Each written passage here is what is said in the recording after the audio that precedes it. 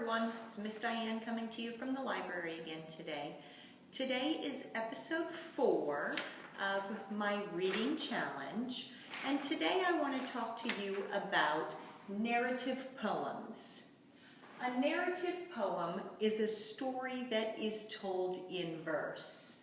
Now, these type of poems, because it's a story, it has a plot, which has a beginning, a middle, and an end, just like any story would. It has characters, it has a setting or a place, it has a problem, and then it has a solution for the problem. Also, a narrative poem, it tells a story. It can be short or it can be long, and some rhyme and some do not. So, on our reading challenge, I had suggested that you read 10 poems by Shel Silverstein. Shel Silverstein tells a lot of, or has written rather, a lot of narrative poems. So today I'm going to share with you 2 narrative poems that are written by Shel Silverstein.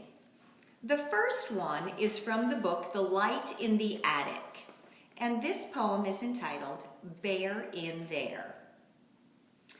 And it goes like this. There's a polar bear in our Frigidaire. He likes it 'cause it's cold in there.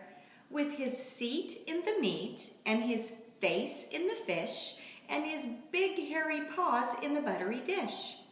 He's nibbling the noodles, he's munching the rice, he's slurping the soda, and he's licking the ice.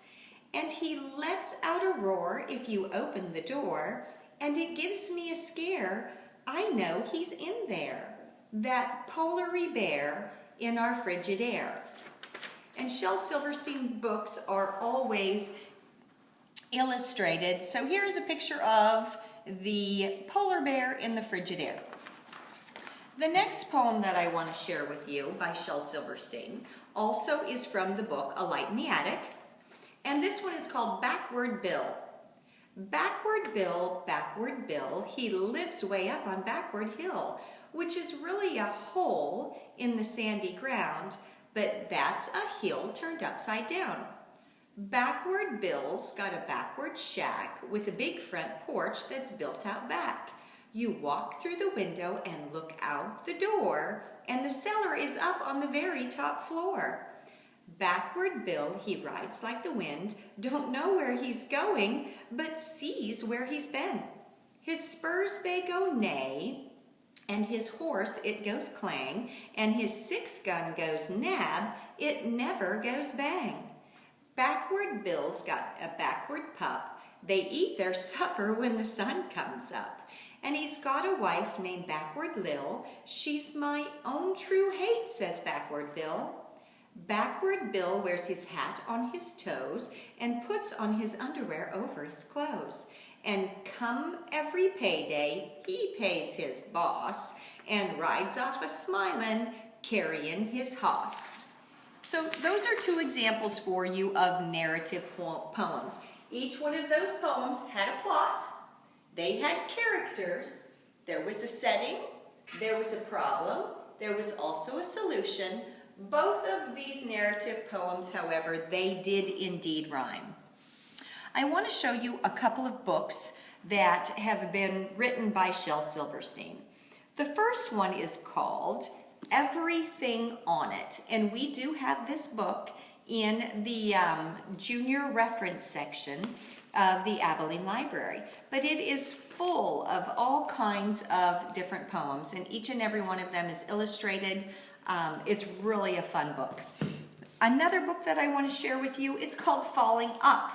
And Falling Up, too, can be found in our youth department. And like all of his others, they're very entertaining poems. He must be I would say he's one of my favorite poets. But again, each one of them is illustrated. Each poem has, a story and is silly and has a plot.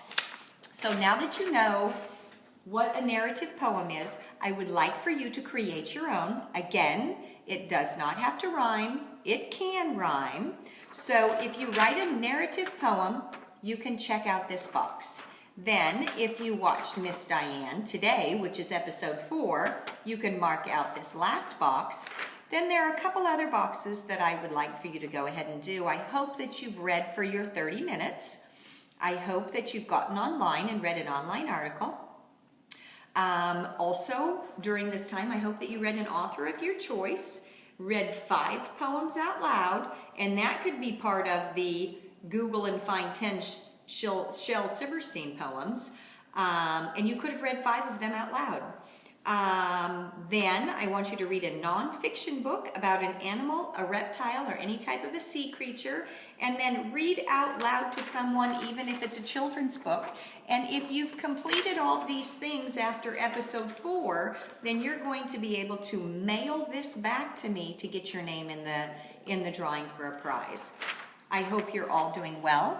I hope that you are all staying safe. I also wanted to let you know that soon, currently we are taking returns at the library through the drop box. Hopefully soon we will be able to get books to you, possibly curbside, but we'll let you know more later. So watch the Abilene Public Library website and check for the changes, and hopefully I can see you all soon. Have a great day. It's been great seeing all of you again, and we'll talk again soon. Take care. Bye.